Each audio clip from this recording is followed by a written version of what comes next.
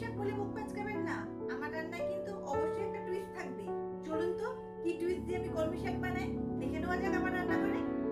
কলমি শাকের রান্না যখন এখানে কলমি শাক দেখুন রাখা আছে, ওটাকে ভালো করে ধুয়ে কুচিয়ে আমি রান্নায় ফিরে আসছি। এখানে আমার সর্ষের তেল গরম হয়ে গেছিল, এর মধ্যে আমি কালো জিরে আর কাঁচা লঙ্কা দিয়ে নাড়িয়ে নিলাম। দেখুন আমার শাকটাকে আমি মোটামুটি বড় বড় করে কুচিয়েছি, খুব একটা ছোটো করিনি।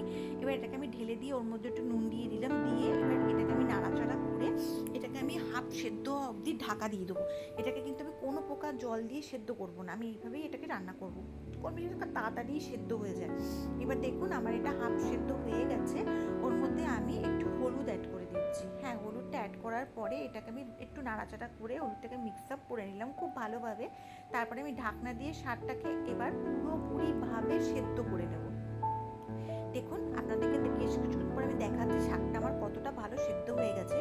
শাক যেহেতু একটু হালকা মিষ্টির মধ্যে ভালোই লাগে খেতে, আমি একটু চিনি অ্যাড করে দিলাম।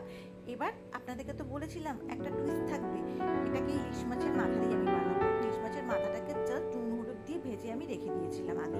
এবার এটাকে শাকটার সাথে আমি মিশিয়ে নিয়ে এবার আমি ঢাকা দেবো, মাথাটাকেও একটু শাক সেদ্ধ হয়ে যাওয়া অবধি।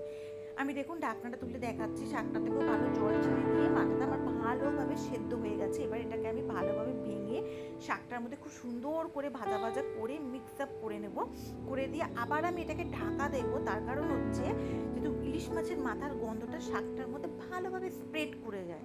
এবার বেশ কিছুক্ষণ পরে আমি আপনাদেরকে তুলে দেখাচ্ছি, দেখুন এটা কি সুন্দর দেখতে হয়েছে, আর যা একটা অসাধারণ গন্ধ আসছে আমার নাকে, আমি আপনাদেরকে বলে বোঝাতে পারছি না।